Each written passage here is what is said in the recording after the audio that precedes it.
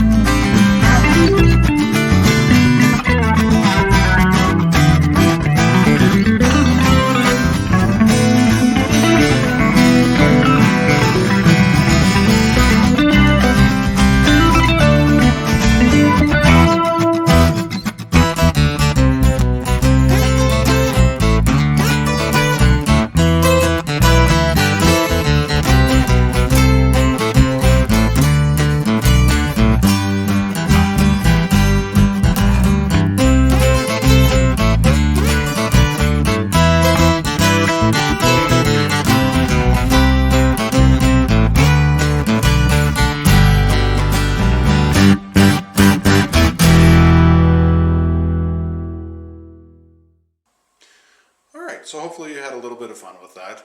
But today we're going to be taking a look at getting all the pistons cleaned up, getting everything cleaned up, and hopefully getting to the point where we're actually going to put all the gaskets back on and putting the engine back together. So let's get to it.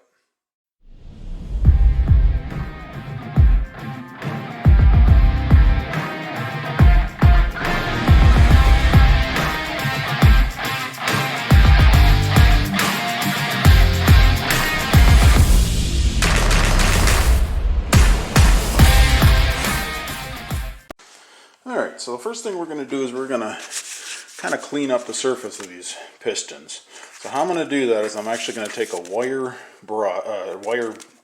brush on a drill and bring this all the way up to the top, and then I'm going to clean it all up, wipe it all down, turn the motor so that the next one is at the top, do the same thing all the way around. Then what I'm going to do is I'm going to come back and I'm going to spray the whole thing down with a little bit of brake clean, and then I'm going to come back after that and make sure that everything is coated in nice solid oil so that stuff doesn't get scratched or anything, because the surfaces of the cylinders are actually really nice right now. So that's the next step.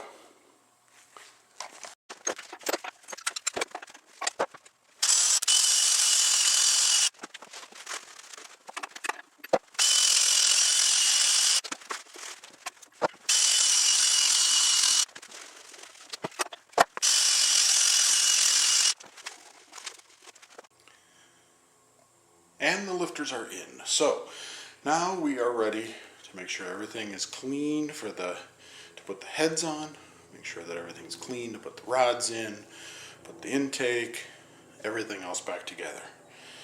So carefully have to clean up all the surfaces because we got a little bit of oil on some of the surfaces. So we'll clean those up with a little brake clean on the rag, make sure everything's all set to go, and then we'll walk through how we put everything. Okay, so I'm just kind of going over what I got for seals. So I went with Jegs, of course, because it was pretty much the cheapest, but I went with the one-piece oil pan gasket. I just don't like having multiple pieces because then it can leave a gap and can just cause issues later down the road. And then I also went with a kit that has the head gaskets and all the other gaskets that I need for that. So, for oil gasket. Alright, so the first thing you always want to do is make sure that everything is clean before putting on your gaskets. Make sure you clean it off, make sure you do a little scrubbing if necessary, and make sure that you hit it with some brake clean to make sure it's good. Also, I always suggest wearing gloves to make sure that you don't get any of your skin oils or any other kind of oils on there. Alright, first thing you want to make sure you got is you want to make sure that you got up, up, and down, down. Now normally on these one pieces it's got a nice little form to it. It actually looks like it fits fine. You want to make sure that it's not inside out. Then kind of go around and you want to make sure that you're pushing in all these end gaskets. Just go straight down with them. Don't be sliding your thumb along because you'll stretch out the rubber and then it won't fit right.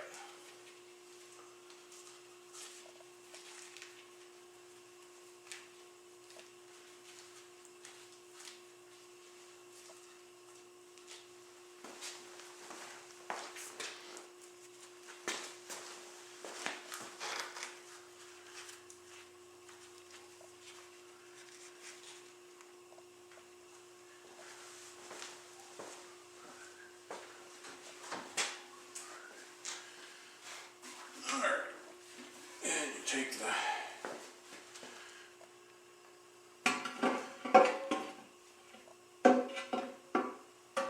carefully set your oil pan on. Let's try that again.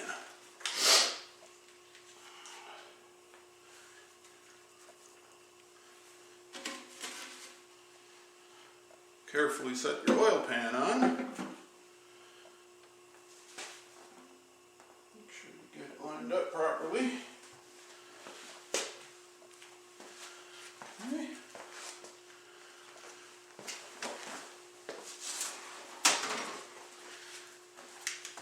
I like to get a flashlight and kind of eyeball all the holes, make sure that the seal hasn't moved.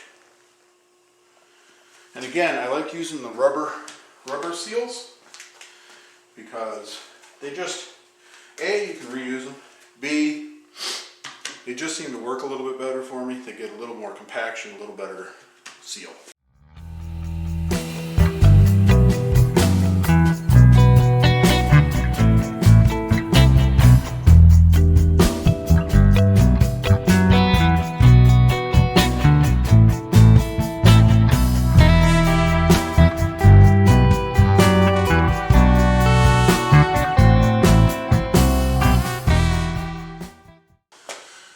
Okay, so now that I've got them all in, I leave them all loose to make sure that all the holes line up. And then what I'll do is I'll go around and I'll kind of do almost a star pattern, kind of like what you do with tires. I'm going to start at this one and I'm going to cross over to the back one, come up to this one, go over to that one, and then just kind of work my way around. Just to make sure everything is seated properly and nothing's warping and nothing's pushing funny on the gasket.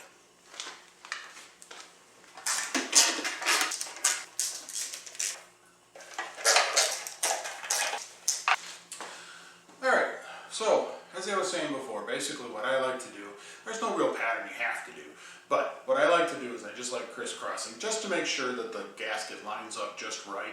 And then after I get done with the crisscross, I'll start with one and I'll walk my way around just to make sure everything's snug. Now this is your first time putting on an oil pan gasket and you're not exactly sure how tight you want to put it. I would say put it so that it's nice and snug and it's not going to fall off. And then when you start running and take a quick peek, you can always tighten it down a little bit. You do not want to crank it all the way down. You don't want to give it everything, because then you're going to crush that gasket, and it's going to wind up being not as efficient. All right. Okay, so when putting on head gaskets, you always want to make sure you're checking to make sure it's aligned properly. And on most of them, I don't know if you can see that or not, it actually says front. So you want to make sure, obviously, that is at the front of the motor. Okay? Alright. Make sure you have head the right direction. Carefully set it on.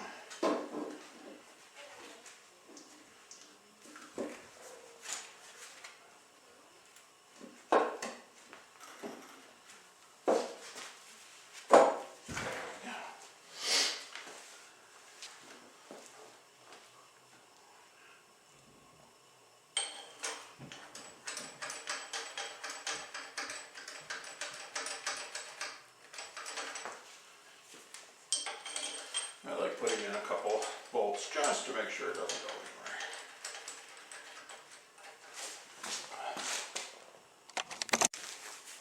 So you want to make sure that you're putting on the never come out juice on these, because these you don't want backing out for your heads.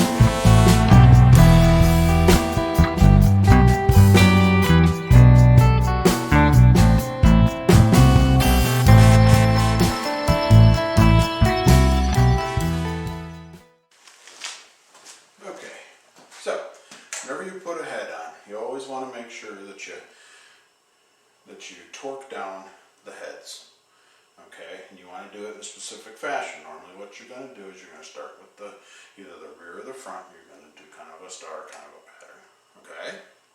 And you're going to make sure that you go around as best you can. You're going to hit it all the way down. And in this block at least, they say you want to make sure that you get 70 foot-pounds. Alright, so here we go.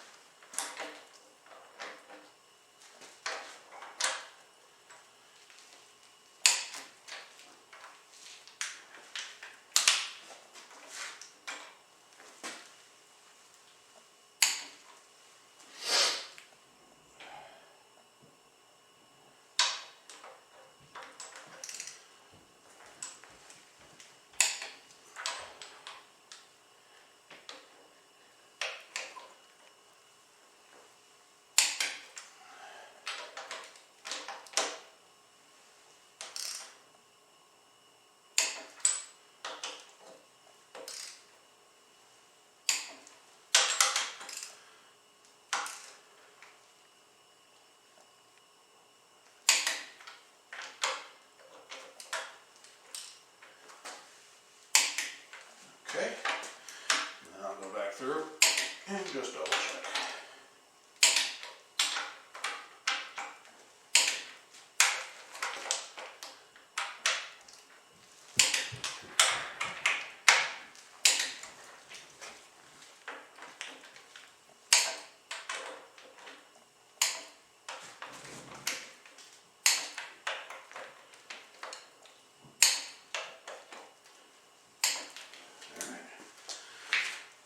And there you have it. First head is on. I'll knock out the other head and see what we got.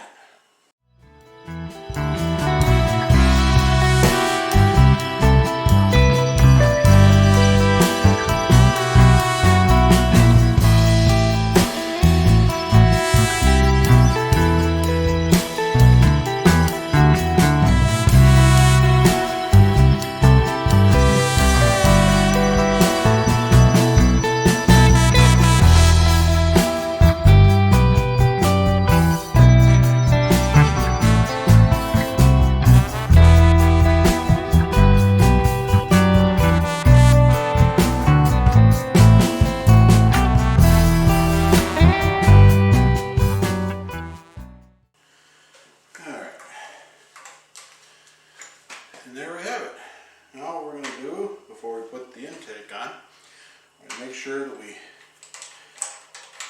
get a lash set on these.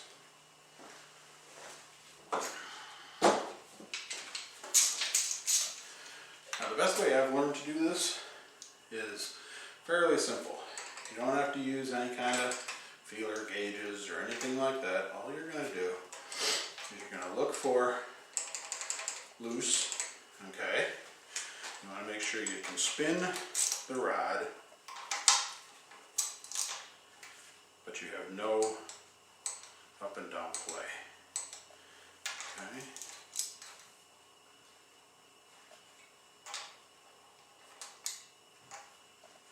Okay, and that one's good.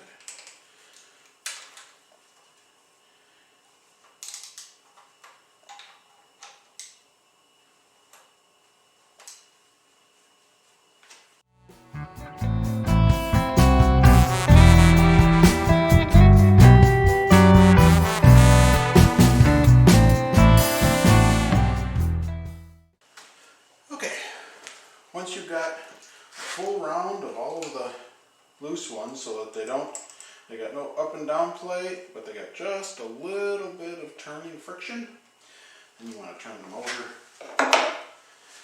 1/4 turn.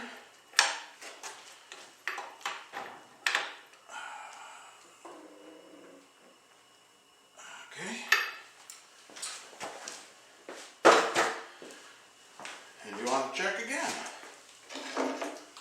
Any of them that are loose, you want to make sure this is just a little bit loose. You want to check, just take a little tiny bit. Not that much.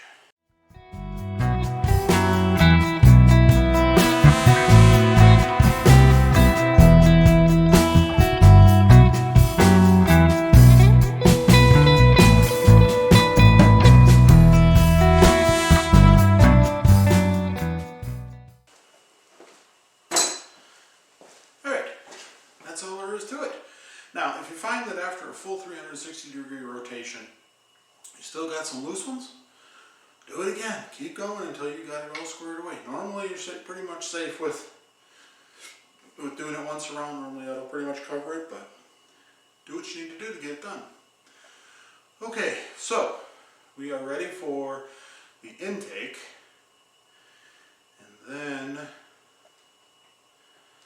I think we're going to finish it for today. So let's get the intake. I'm going to put the gaskets on, give you a little bit of information, and then yeah, then it'll be mostly together. Alright, so when you're putting on the gaskets, it's best if you just slap a little bit of RTV, room temperature vulcanizing, on the back and just kind of stick them on.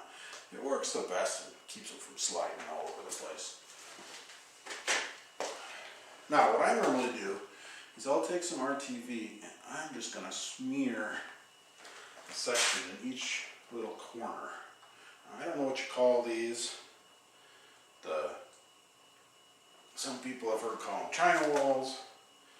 Some people have heard call them just the sides of the intake for the block. I don't know. But I'll tell you what. Don't ever use the pieces that go on the ends. Don't use those. The one time that I used them, exactly what you expect happened. What happens, you put them on, you get a little pressure and they slide out. So the best way to go about it is just take some of your RTV and you just want to put a 1/4 inch, or about the same size as the hole that you punch out of the front. Just go right across the top of it. Make sure it's about a 1/4 inch.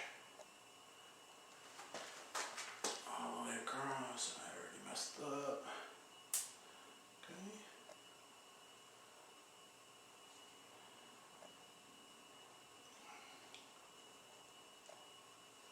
Okay. And the same on the other side.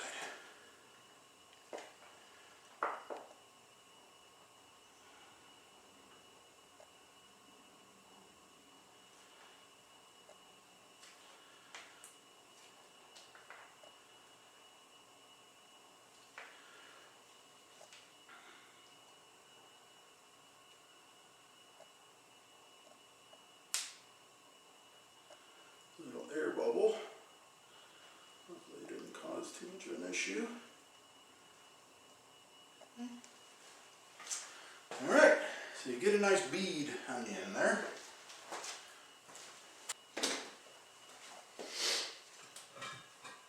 And you want to grab your intake. You want to set her on real carefully.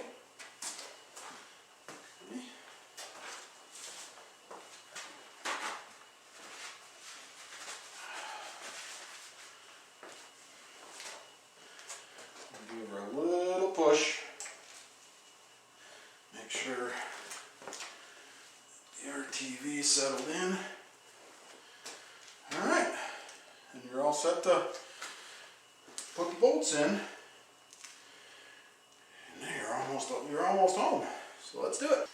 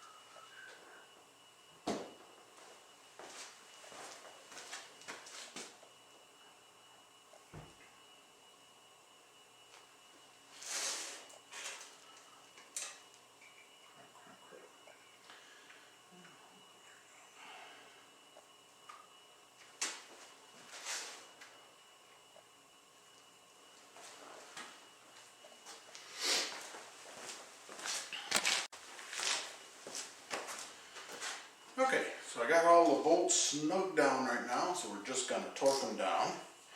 And 25 foot-pounds is what we're looking for.